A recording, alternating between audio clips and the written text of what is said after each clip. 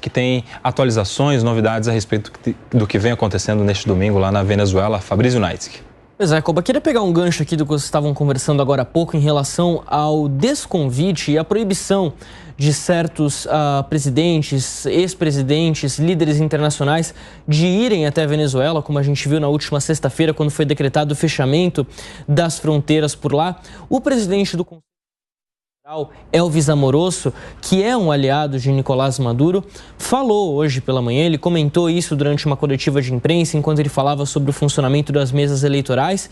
E em relação aos líderes internacionais, ex-presidente Vicente Fox, o ex-presidente da Costa Rica, Miguel Ángel Rodríguez, que foram ali proibidos de entrar na Venezuela, tiveram que voltar de avião para o Panamá, de onde eles partiram. Elvis Amoroso disse o seguinte, abre aspas, nunca foram observadores, porque os observadores que vêm para cá são gente decente, não vinculados à corrupção nos seus países, a tentativas de genocídio e ao narcotráfico. Felicito o Estado venezuelano que não permitiu a entrada dessa gente, fecha aspas. Foi isso que disse hoje cedo Elvis Amoroso sobre a proibição da entrada de ex-presidentes e alguns líderes internacionais na Venezuela nesse último fim de semana. E aí agora a gente tem aqui algumas artes que a gente separou com alguns números, algumas estatísticas, até para colocar uma pimenta na discussão de vocês. Primeiro, começando aqui com algumas estatísticas básicas da Venezuela, a gente está falando de 28 milhões de habitantes, mas a estimativa, inclusive, da ONU era que para 2024 a Venezuela teria 32 milhões de habitantes em relação ao último censo que foi realizado lá em 2011.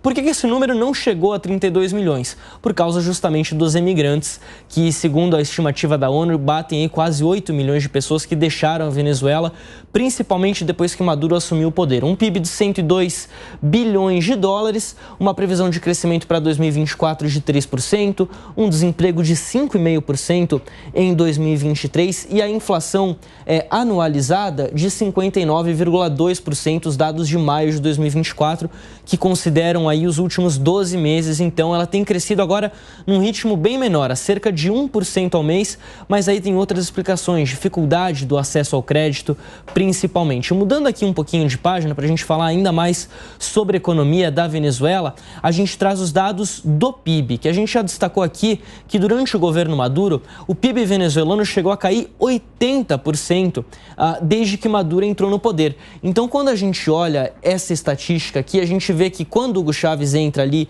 em 99, tem uma leve baixa no comecinho, depois uma grande alta, chegando a quase 20% ao ano antes de 2005, mas ali desde 2013, quando Maduro assume o poder, há uma queda de fato vertiginosa do PIB, chegando a cair quase 30% durante a pandemia. E agora se recuperando, e a expectativa de que chegue aí a 4% de aumento em 2024. Claro que ainda não é o suficiente para recuperar a perda muito grande. Aí a gente pula para uma outra página, que é da taxa de pobreza. Esse também é um tema muito importante. Quando Maduro assume o poder na Venezuela em 2013, a taxa de pobreza no país, a porcentagem de moradores que viviam na linha da pobreza, não chegava a 40%, era ali 38%, 39%, bem pertinho. Em 2021, durante a pandemia, ela bate um recorde histórico, 65% da população venezuelana na linha de pobreza. E aí, reduzindo desde então um pouquinho, agora é de 51,9%, mas ainda assim a gente está falando de um número bem alto, né, Koba? Sim, um número assustador, 51,9% de pessoas na linha da pobreza. Daqui a pouquinho o Fabrício volta com mais dados, mais números sobre o governo venezuelano com Nicolás Maduro na sua gestão. Acácio Miranda, me chama muito a atenção esse último número, 51,9% das pessoas na linha da pobreza, significa mais da metade. Como as eleições lá não são obrigatórias, o voto não é obrigatório para o cidadão, imagino que se todo mundo tivesse que ir à urna, alguém que está pobre por conta de uma má gestão do governo de Nicolás Maduro, dificilmente a gente teria um resultado diferente do que não uma vitória da oposição, né? A gente tem que olhar esse dado, Koba, sob duas perspectivas. Primeiro, a quantidade de pessoas abaixo da linha da pobreza já foi maior. E nós tivemos a discussão entre o Leandro e o Diogo aqui, diminuiu a quantidade de pessoas abaixo da linha da pobreza exatamente no momento em que os Estados Unidos derrubaram parte das sanções que eles tinham em relação à Venezuela. Nós falamos no começo do programa que houve uma pressão para que o Gonçalves fosse candidato. Parte dessa pressão partiu dos Estados Unidos, rememorando a Venezuela que essas sanções foram parcialmente derrubadas. E quando nós voltamos alguns meses naquela possibilidade de guerra entre Venezuela e Guiana, também essas sanções mais uma vez foram rediscutidas pelos Estados Unidos, porque a Venezuela, muitos dizem que usou essa ameaça de ataque à Guiana exatamente para obter mais benefícios em relação aos Estados Unidos. Agora, independentemente da queda ou não, nós temos uma parcela superior à metade da população vivendo abaixo da linha da pobreza, o que, sob o ponto de vista humanitário, é terrível. Como é que você avalia, minha querida Ana Beatriz, estes números? Ter mais da metade da população de um país abaixo da linha da miséria é algo que é estarrecedor, é extremamente preocupante.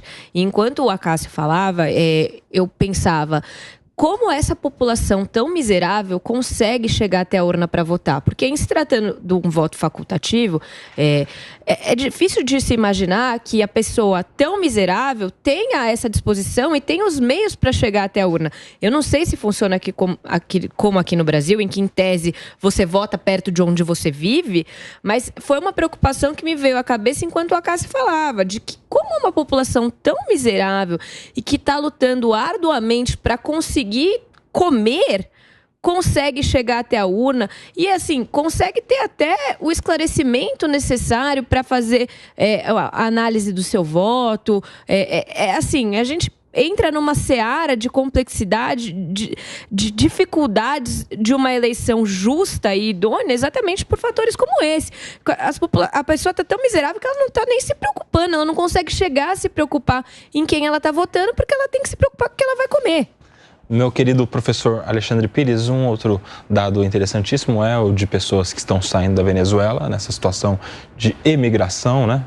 Por necessidade, por dificuldade, por exatamente estar nessa linha de pobreza. E tem um detalhe importante, se a gente tem mais de 8 milhões de pessoas saindo da Venezuela desde o início da gestão de Nicolás Maduro, imagino que seriam 8 milhões de pessoas votando contra o governo venezuelano. Como é que fica a situação, o direito a voto dessas pessoas que estão hoje vivendo como refugiadas em muitos outros países? Exatamente, Nelson. Nós temos ali mais ou menos quase 8 milhões de pessoas, dessas quase 7 têm direito de voto. E elas relataram no exterior extrema dificuldade para se inscrever e conseguir se alistar e conseguir votar.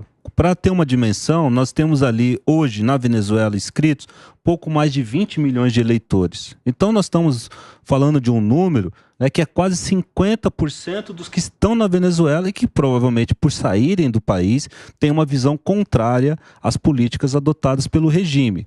O número que tinha, o último número que eu vi, não chegava a 500 mil pessoas do exterior alistadas, né? O ano passado era quase um pouco mais de 200 mil e agora acho que estava próximo disso, ou seja, num universo de 6 milhões. Né? E isso viraria por completo a eleição, inclusive pelo fato de alguém que está no exterior muito provavelmente se dispor a ir votar.